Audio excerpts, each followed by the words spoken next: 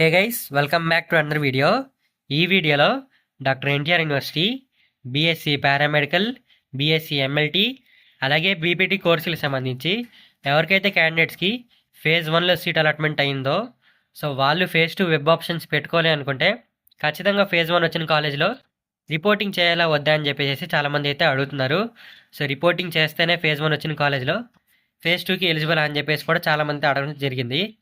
So guys, ఈ వీడియోలో మనం ఈ టాపిక్ గురించి కంప్లీట్గా డిస్కస్ చేసుకుందాం. సో ఇది చాలా ఇంపార్టెంట్ టాపిక్ అనమాట. వీడియోని స్కిప్ కొట్టకుండా లాస్ట్ దాకా అయితే చూడండి. అలాగే కొత్తగా ఎవరైతే మన ఛానల్ చూస్తున్నారో సబ్స్క్రైబ్ చేసుకోండి. ఇలాంటి ఇన్ఫర్మేషన్ అనేది మన ఛానల్ అయితే ఇస్తాను. వీడియో స్టార్ట్ చేసే ముందు అందరూ వీడియోకి అయితే లైక్ చేయండి గైస్. సో గైస్, ఇంకా లేట్ చేయకుండా వీడియోలోకి అయితే వెళ్ళిపోదాం.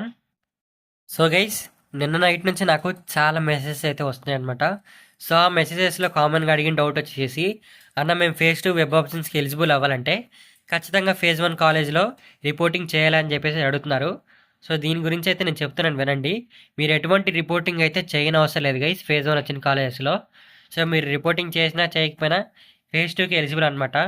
సో అసలు మీకు డౌట్ ఎందుకు వచ్చింది, ఈ డౌట్ ఎందుకు వచ్చింది మీకు, ఎవరు చెప్తున్నారు మీకు ఇన్ఫర్మేషన్ అని చెప్పేసి అడిగాను టెలిగ్రామ్ గ్రూప్లో, అలాగే పర్సనల్గా మెసేజ్ చేసిన వాళ్ళని. సో అప్పుడు నాకు వాళ్ళ ఒక యూట్యూబ్ లింక్ అయితే పంపించడం జరిగింది. ఆ వీడియో నేను కూడా చూశానమాట. ఆ వీడియోలో ఏం చెప్పారంటే, మీరు ఫేజ్ 1లో రిపోర్టింగ్ చేస్తేనే ఫేజ్ 2 వెబ్ ఆప్షన్స్ పెట్టుకోవడానికి ఎలిజిబుల్ అని చెప్పేసి అంటున్నారు. సో ఆ వీడియోలో చెప్పిందంతా కంప్లీట్లీ రాంగ్ అనమాట. సో కౌన్సిలింగ్ గురించి తెలియకుండా కూడా వీడియోస్ అయితే చాలామంది చేస్తున్నారు. సో మనీ కోసం లేదా వ్యూస్ కోసం అయితే చేస్తారనమాట ఇటువంటి వీడియోస్. ఎప్పటి నుంచి అయినా ఆ ఛానల్స్ ఇగ్నోర్ చేయండి. మీరు చాలా మిస్గైడ్ అయితే అయిపోతున్నారు. సో మీరు వేరే యూట్యూబ్ ఛానల్స్లో వీడియో చూడటం వచ్చి నన్ను అయితే అడుగుతున్నారనమాట, ఇది కరెక్టా కాదా అని చెప్పేసి. సో నేను చెప్తేనే మీరు ఇన్ఫర్మేషన్ అనేది ఫాలో అవ్వండి. ఆ ఇతర ఛానల్స్ అన్నీ మీరు కంప్లీట్గా అయితే చూడటం మానేయండి. ఎందుకంటే కంప్లీట్గా కరెక్ట్ ఇన్ఫర్మేషన్ అయితే ఇవ్వరు గైస్. నేనైతే కౌన్సిలింగ్లో పార్టిసిపేట్ చేశాను కాబట్టి నాకు కౌన్సిలింగ్ గురించి కంప్లీట్గా అయితే తెలుసు. సో తెలియకుండా చాలామంది వ్యూస్ కోసమో మనీ కోసమో చేస్తున్నారు అనమాట వీడియోలు. సో వాళ్ళ వీడియోస్ అయితే మీరు ఫాలో అయితే అవ్వకండి. అసలు రిపోర్టింగ్ ఎందుకు చేయాలో చెప్తాను వినండి. సో చాలామంది అంటున్నారు, అన్న నాకు ప్రజెంట్ వచ్చిన కాలేజ్ నచ్చలేదు, ఫేజ్ 1 వచ్చిన కాలేజ్ నచ్చలేదు, నేను ఫేజ్ 2 వెబ్ ఆప్షన్స్ పెట్టుకుంటాను అని చెప్పేసి అడుగుతున్నారు. పెట్టుకోండి, పర్వాలేదు.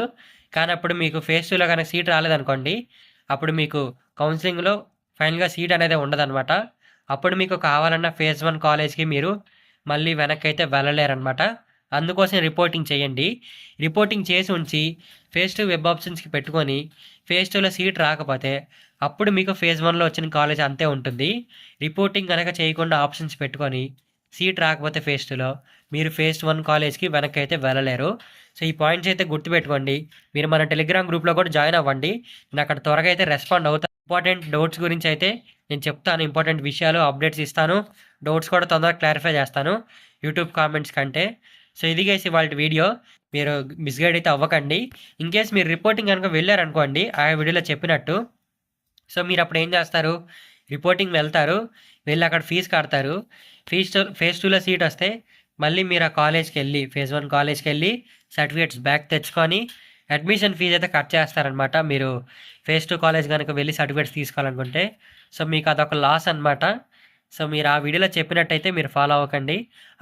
అలాట్మెంట్ ఆర్డర్లో చూపించారు కదా అన్న ఆ వీడియోలో అని చెప్పేసేస్తే, సో అలాట్మెంట్ ఆర్డర్లో ఏం చెప్పారంటే క్లియర్గా అయితే అలాట్మెంట్ ఆర్డర్లో చెప్పారు, మీరు ఫేజ్ 1 వచ్చిన కాలేజ్లో రిపోర్టింగ్ కనుక చేయకపోతే కేవలం ఆ కాలేజ్లో సీట్ క్యాన్సిల్ అయిపోయి ఫేజ్ 2 వెబ్ ఆప్షన్స్కి ఆ కాలేజ్లో సీట్ అనేది వేకెంట్ అయితే ఉంటుందని చెప్పారు.